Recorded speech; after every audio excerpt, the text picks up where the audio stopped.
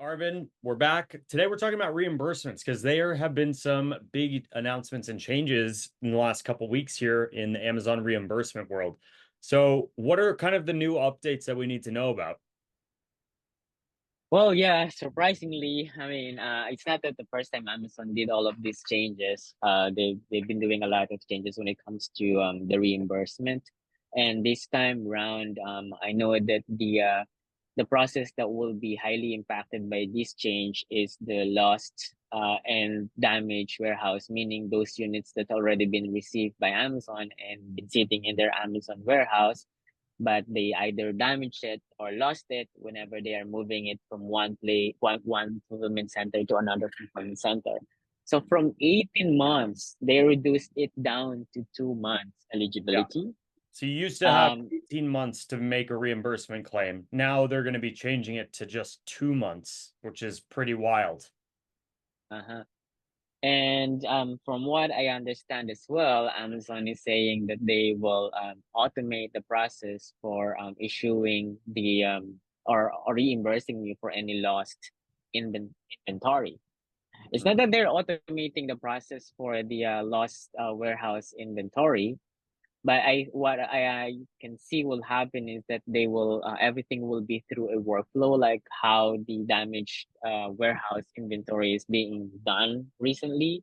Unlike before, that if you run a reconciliation report and you notice that there is a damaged transaction, you can ask Amazon to investigate by raising a case without following a workflow, and then they will give you an update whether they have already reimbursed it or if those damage units are not yet reimbursed. But right now, what you will do is just copy the transaction ID and then paste the transaction ID in the workflow, and then that workflow will tell you if that is eligible for reimbursement or not, or if they will tell you if that reimbursement will be eligible after 30 or 60 days.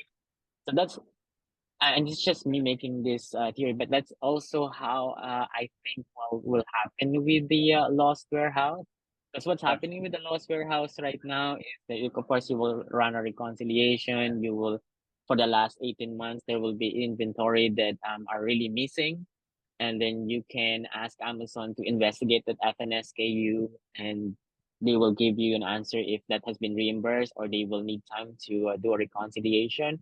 And then the next day, they will give you an answer if that's eligible and give you a reimbursement ID. So I'm So, not sure what will happen.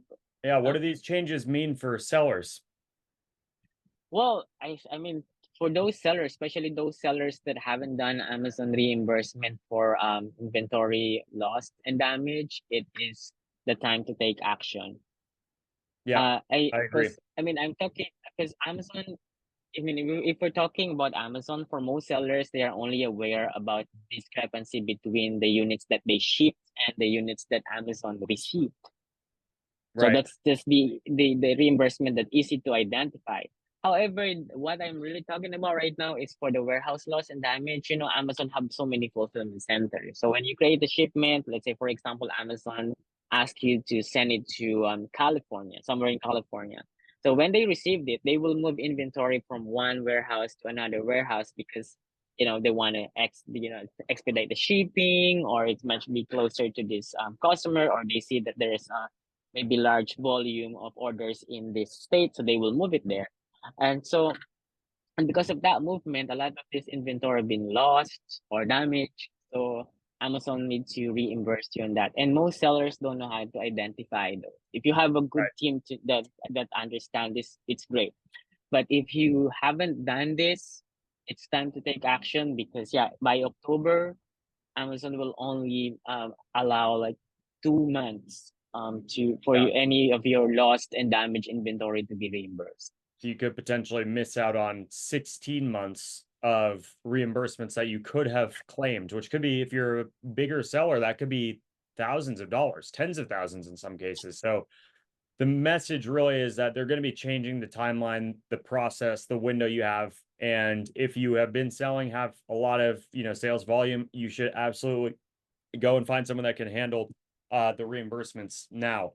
That's something, if you do need help with, reach out to Arvin and myself. We can point you in the right direction, get you guys some help. But the clear message is take action on that part. And then there's probably gonna be tons of other updates coming around this topic in coming months, but it is a pretty big change to the Amazon system. Yeah. Well, it's the same thing. I just want to add there, like for the FBA removal, from 18 months it will be down to 2.5 months, and then for the FBA customer return, as I understand it, it should only be about 60 days. But some said that in the Amazon should really be allowing 18 months, and then they are reducing it down to 4 months. But yeah, so that reduced timeline is going to really impact your business, because one, all of this lost inventory will be you have to record cost of goods sold on that. You have to make that adjustment on your sorry for talking about accounting, but you have to make that adjustment in your books so that you will have an accurate P&L. So Right. if you are taking action and asking Amazon for reimbursement, you can actually account those lost and damaged inventory as sold, because Amazon will give you the based on the retail price right now minus the estimated fees that Yeah. they charge. So at least you will record some revenue on that one, not just Right. recording cost of goods sold. So Yeah. it's improving your bottom level of your P&L. Who doesn't want to get money back from Amazon that they owe you? So now's definitely the time to take action on it. Uh, this is a big update for sure. I'm not surprised Amazon's done this. I think you and I knew this was kind of coming for a long time, just from what we've kind of seen in the back end of some of the things Amazon's been doing. So I think that's kind of a good primer on this stuff. If anyone has questions about these changes or about just Amazon FBA reimbursements in general, let us know in the comments, or feel free to reach out to Arvid and myself. Our LinkedIn's and some other ways to get in touch will be down below. And if there's any subsequent updates we hear about, we'll certainly make another video. So make sure you subscribe to the channel for that. Arvin, anything last thoughts you want to add? Nope, that's it. All right, you're out of thoughts. Cool, I like it. All right, thanks for watching, and we will be back soon for a couple other videos.